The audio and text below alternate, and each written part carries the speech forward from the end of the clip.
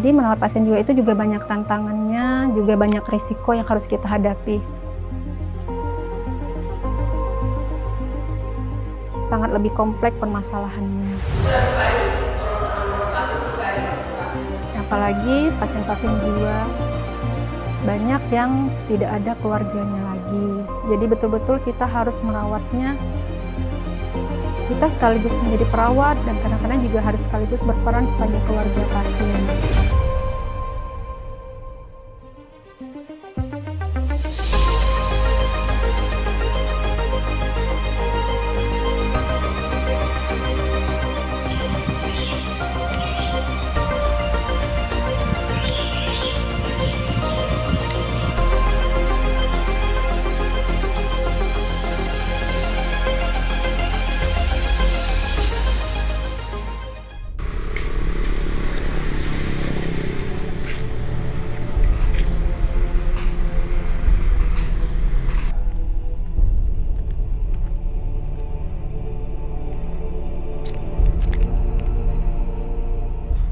Bang, mana duit bang?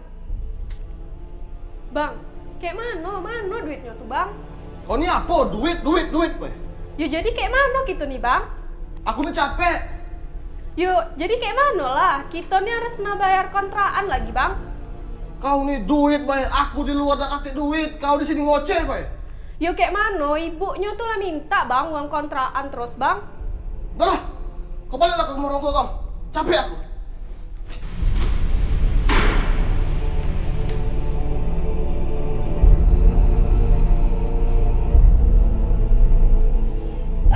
Skizofrenia ini dia ada gejalanya ya, gejala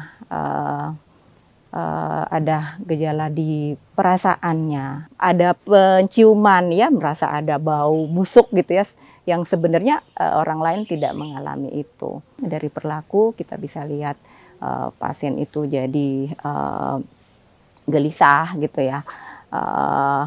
Atau perilaku yang lain yang berulang-ulang ya, yang tidak wajar. Ya penyebab dari gangguan skizofrenia ini ada faktor internal dan eksternal ya. Jadi yang internal itu faktor genetik, kemudian faktor eksternalnya itu bisa karena faktor stres tadi ya, stresor psikososial ya. Mungkin ada masalah-masalah dalam keluarga, ada konflik ya. Ada kehilangan orang-orang yang dicintai, itu faktor stresnya.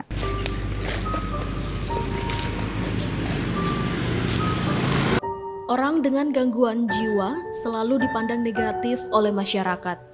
Selain diberi label orang gila, diasingkan jauh dari orang yang dicintai, dan terkadang kerap diperlakukan secara tak manusiawi. Jika boleh memilih, tak ada yang ingin mengalami nasib seperti mereka.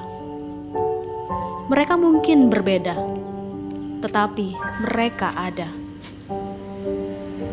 Sosok perawat yang merawat ODGJ sangatlah berperan penting dalam proses penyembuhan orang dengan gangguan jiwa. Tak sedikit jiwa yang berhasil mereka sembuhkan lewat tangan hangat dan penuh dengan keikhlasan.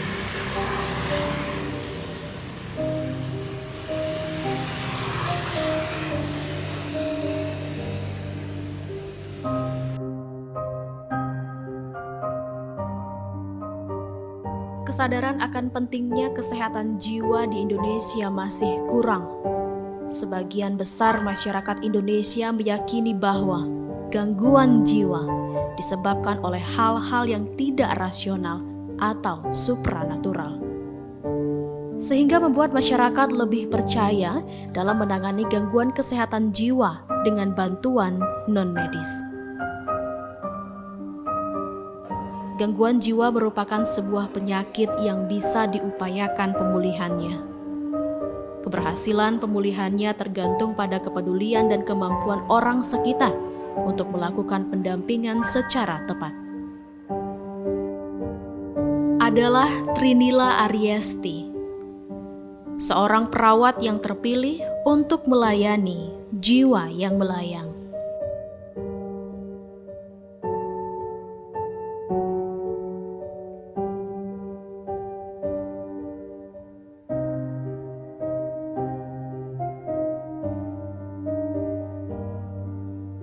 Pertama sekali saya bertugas sekitar tahun 1997. Saya pertama sekali ditempatkan di rumah sakit umum. Saya bertugas di sana sekitar 5 tahun. Setelah menikah, saya pindah ikut suami. Di tahun 2004, saya pindah ke Rumah Sakit Jiwa daerah Provinsi Jambi. Saya masuk di Rumah Sakit Jiwa Provinsi Jambi sekitar bulan Juli 2004. Dengan alasan mungkin dari direkturnya karena saya pernah bertugas di rumah sakit umum. Jadi setelah di Rumah Sakit Jiwa, saya ditempatkan pertama sekalinya di ruangan khusus untuk perawatan fisik pasien-pasien jiwa. Setelah beberapa tahun di ruangan fisik, saya pindah lagi ke ruangan perawatan wanita. Di sini saya merawat pasien-pasien jiwa khusus untuk pasien-pasien wanita. Dari sini juga saya bertemu berbagai macam pasien dari daerah-daerah yang berbeda. Jadi kadang-kadang juga perlakuannya atau kebiasaan pasiennya juga berbeda.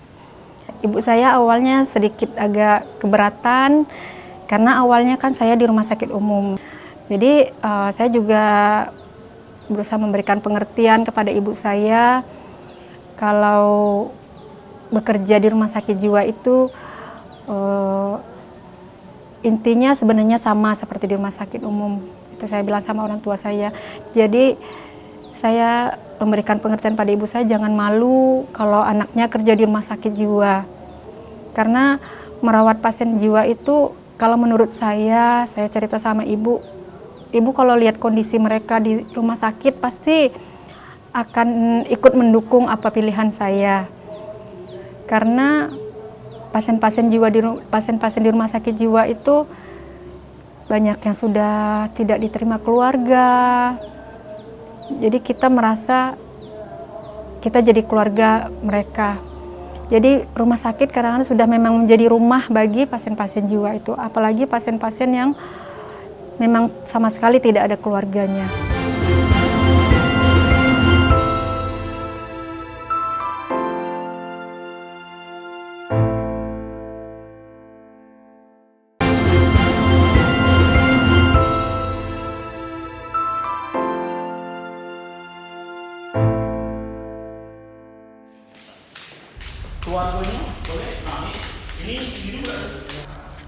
Penanganan pasien dengan gangguan jiwa dilakukan dalam 3 tahapan. Tahapan pertama, pasien akan dikaji terlebih dahulu di ruang gaduh gelisah. Selain pasien, keluarga pasien pun akan diberikan edukasi terhadap tindakan yang akan dilakukan selama perawatan.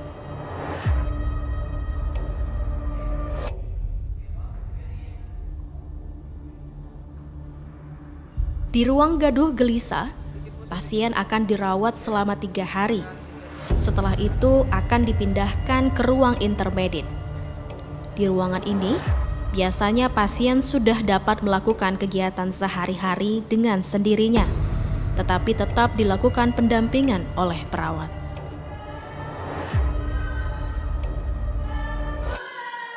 Tahapan terakhir, pasien akan dipindahkan ke ruang tenang. Di ruang tenang ini, pasien akan mulai melakukan terapi aktivitas kelompok dan terapi rehabilitasi. Terapi rehabilitasi merupakan tindakan sosial, edukasi, perilaku untuk meningkatkan fungsi kehidupan orang dengan gangguan jiwa dan berguna untuk proses penyembuhan, sehingga mampu melakukan aktivitas kehidupan sehari-hari secara mandiri.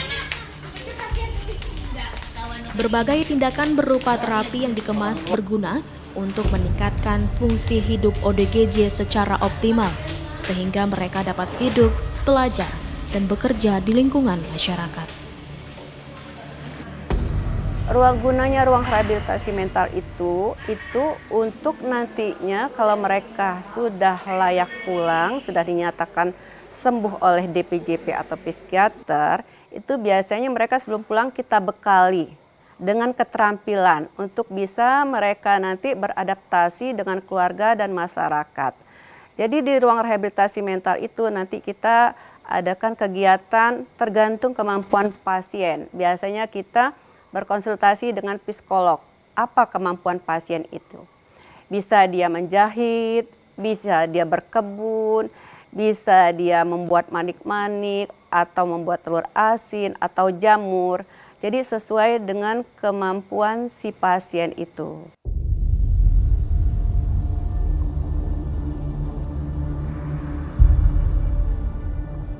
Selama merawat pasien jiwa, saya juga mendapatkan pengalaman-pengalaman yang baru. Jadi merawat pasien jiwa itu juga banyak tantangannya, juga banyak risiko yang harus kita hadapi. Pada saat memberikan obat, kadang-kadang ada pasiennya yang tiba-tiba gerakannya impulsif, bisa menyerang kita. Dan saya juga pernah mengalami pada saat akan memberikan obat, pasiennya tiba-tiba memukul gitu. Dan itu gerakannya sangat refleks dan saya juga tidak sempat menghindar. Dan pada saat itu saya juga merasa sedikit emosi. Tapi kemudian saya ingat ini adalah pasien dan saya adalah perawat di sini. Saya harus bisa mengontrol emosi saya.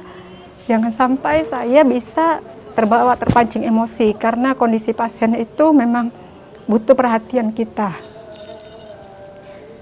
Pada saat itu juga kalau berdinas di sini, kita dinasnya 1 orang. Jadi kalau dinas malam kita sendiri. Kalau pasien ada yang gelisah, kita harus bisa menghadapinya sendiri. Dan itu sebenarnya sangat berisiko bagi kita di sini. Karena ada juga beberapa teman saya yang pernah sampai cedera, sampai ada yang harus dibawa ke rumah sakit, harus dijahit, ada yang mengalami luka. Karena pada saat itu ada pasien yang ngamuk dan dia hanya sendiri menghadapinya. Itulah tantangan yang kita hadapi di sini. Dan apalagi saat kita di rumah juga punya permasalahan. Sementara kita juga harus tetap bertugas, jadi kita harus bisa mengatur emosi kita. Jangan sampai permasalahan di rumah itu mengganggu pekerjaan kita di rumah sakit.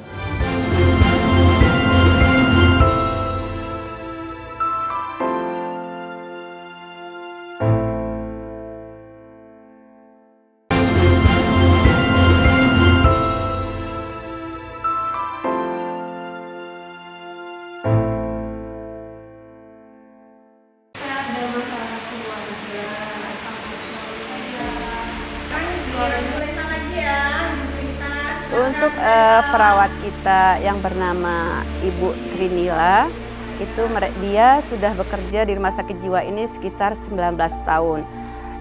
Dan dia sudah mendapatkan penghargaan perawat teladan di tahun 2021. Jadi Bu Trinila ini memang orangnya begitu care dia dengan pasien, begitu telaten, begitu sabar, begitu ikhlas dia merawat pasien-pasien yang ada di rumah sakit jiwa ini. Bahkan Bu Trinila itu dia turun tangan untuk pasien-pasien yang istilahnya belum mampu untuk mengurus dirinya sendiri. Dia sanggup untuk memandikan pasien, menyuapi pasien, menyisir rambut pasien. Jadi wajar untuk Bu Trinila itu untuk mendapatkan dia perawat teladan.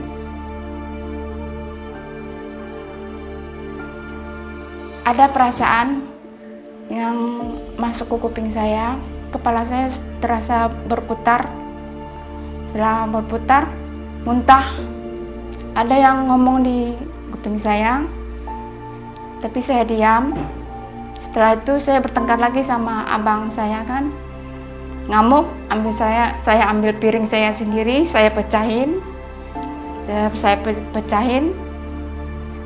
Kok anak ayu saya melapor dengan paman. Jadi paman tadi disuruh datang. Jadi setelah datang tadi dia kompromi, abang sama kakak, paman sama tetangga di situ. Saya pun diangkat kan, orang 4, 2 di tangan, 2 di kaki. Itu saya dirantai. Dirantai selama 1 tahun lebih. Setelah dirantai itu dibawanya ke sini.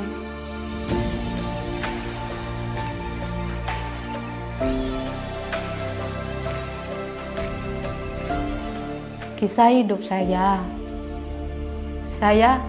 nikah masih muda.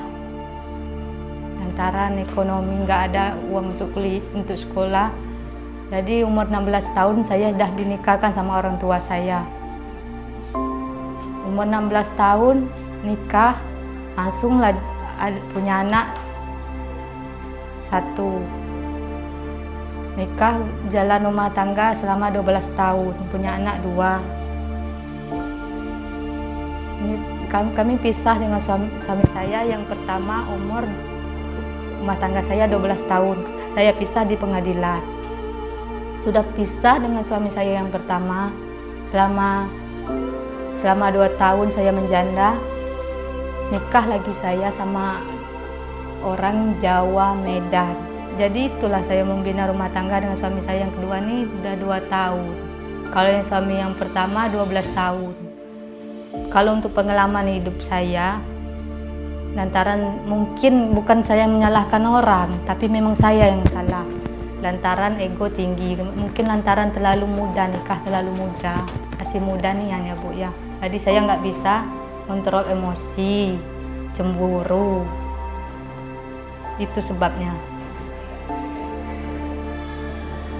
Setelah beberapa lama saya di rumah sakit jiwa, ternyata saya semakin gimana ya, rasanya tuh nyaman saja bekerja di sini. Rasanya saya bisa membantu merawat pasien-pasien jiwa itu menjadi suatu kebahagiaan sendiri. Apalagi pada saat pasien sudah bisa tenang, dijemput oleh keluarga.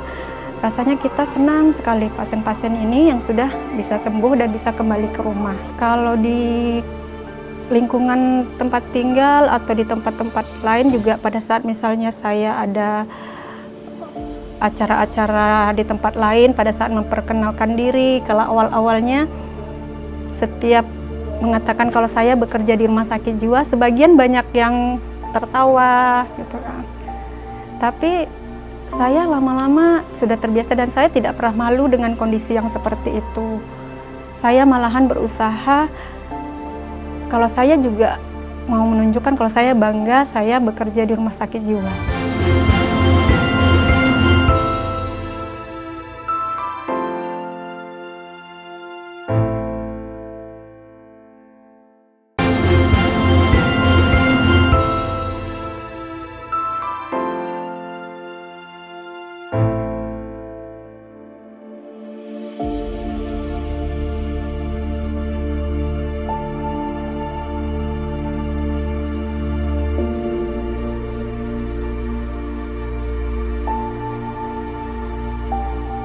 Saya di sini hampir 11 minggu. Perawatannya baik, ibu-ibunya juga baik. Kita bisa curhat sama dia. Dia pun menasihati kita juga baik. Enak. Gak bisa ngomongnya, tetap dingin rasa hati. Enak gitu, lega perasaan. Selama saya di sini, saya tidak pernah dikunjungi oleh keluarga. Keluarga saya dengan saya disisihkan gitu, secara makan pun disisihkan, secara perkumpulan keluarga pun saya disisihkan.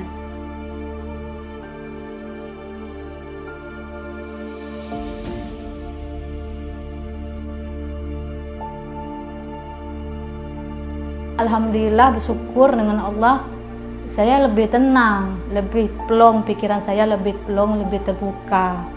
Terima kasihlah untuk rumah sakit jiwa, bisa membimbing saya lebih baik lagi daripada yang dulu.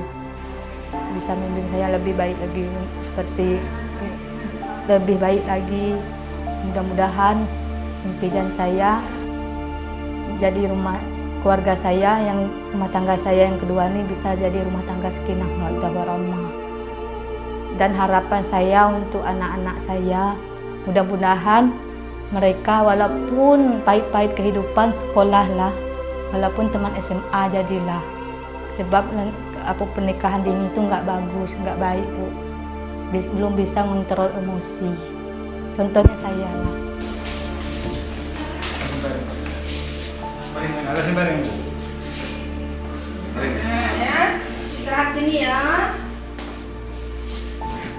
Skizofrenia ini bisa sembuh, ya bisa kita sembuhkan, tapi tentunya dengan pengobatan yang rutin dan dukungan keluarga. Dan juga dukungan lingkungan masyarakat.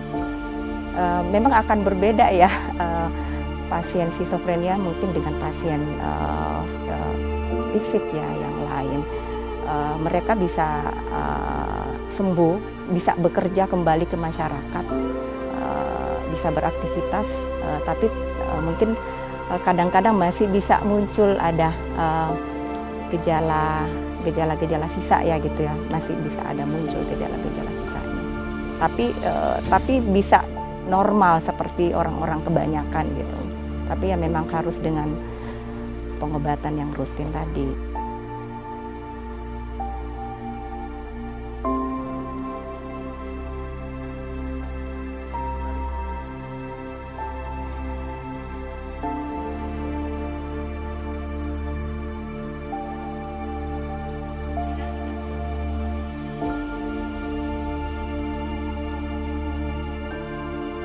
Alhamdulillah saya sudah bertugas dari 2004 sampai sini masih setia di rumah sakit jiwa, dan saya merasa saya sangat menikmati pekerjaan saya ini, dan saya bertekad untuk tetap bisa memberikan pelayanan terbaik untuk pasien-pasien di rumah sakit jiwa dengan kemampuan yang saya miliki. Saya hanya ingin bekerja, semoga apa yang saya lakukan bisa menjadi amal ibadah dan bisa berguna bagi orang lain.